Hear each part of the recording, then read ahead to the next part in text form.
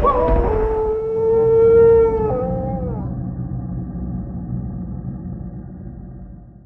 everybody, Jamie here, New England Haunter. Welcome back. We are in my office today. No more graveyard. We'll get to that here in just a little bit. Today we're going to take a short break from my Did It Work series, and we're going to talk about something I've been kind of excited to show you guys.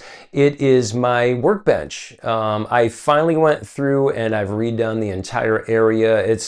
I should have done this years ago. If you guys are a follower of my channel, you have seen my workbench in many videos.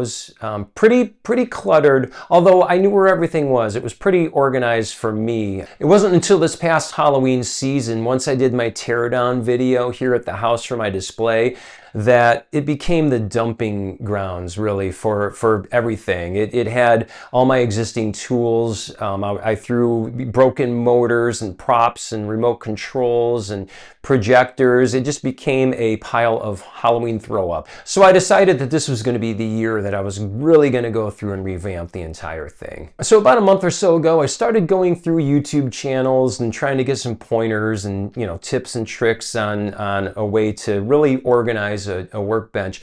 And something I kind of saw really over and over, and it just never dawned upon me, is to use your workbench as a workbench, a clean palette, I guess, if you will. Not a place to store your tools. So if you guys watch some of my old videos, you'll see I had one of those little organizers with the little drawers, and I had some of my guitar tools, voltmeters, and soldering equipment. So I was pretty excited about that. That was probably the most important thing for me, was just to clean that bench up entirely and have a larger workspace.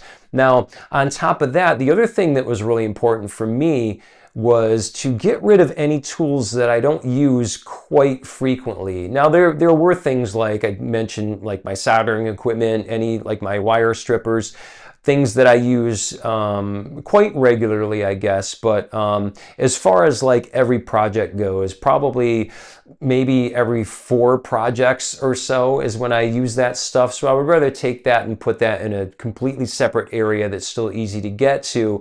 But the important things for me, I wanted to be able to have at arm's length. So after the holidays, I started measuring things out. Initially, I was going to completely tear out the existing tool bench that's there. But a couple issues with that. First off is that my house was built in 1949. I love older homes. I'm pretty sure it's haunted, by the way. We will talk about that in another video. And that being said, that tool bench, I don't think it was built in 1949, but probably in the 50s or 60s.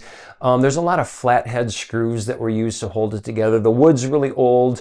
It's real sturdy. It just has that real old cut look.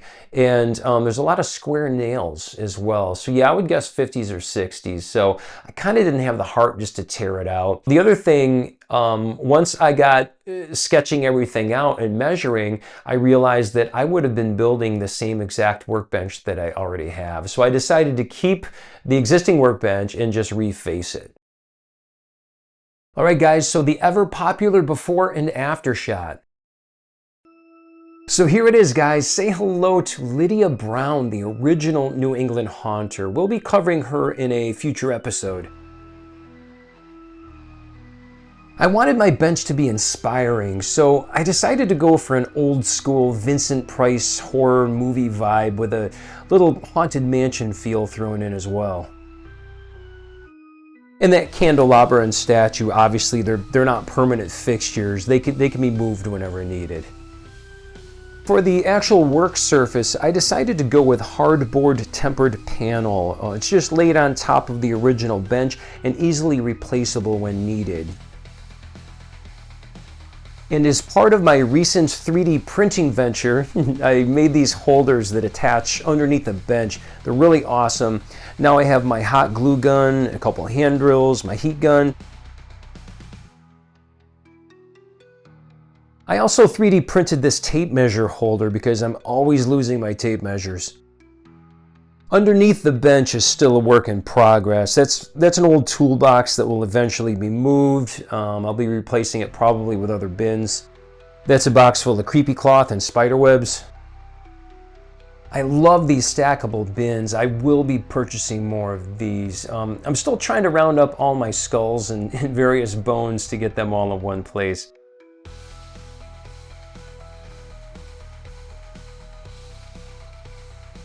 Now these I love. I found these on Amazon and they're filled with things I use on most projects. So locking nylon nuts, washers and screws of all different sizes, springs, pipe brackets. I'm still tweaking and will eventually be labeling all these as well. Oh, and the removable, which is awesome. And as far as the hand tools are concerned, I'm really taking my time on that. I just really only want what's necessary. These photos are all custom made for my channel. They're all part of my backstory for here in my graveyard display, so we will be talking more about these in the near future. And this is a portrait of Lydia Brown. It's the same statue that I have here on the workbench. Again, we will discuss all of this in an upcoming episode. Now this area has been dubbed the study. I mentioned in the intro that there will be no more videos from the graveyard. I've mentioned it plenty of times. It's freezing in the wintertime and super hot in the summer. All talking head videos will be from here in the study going forward.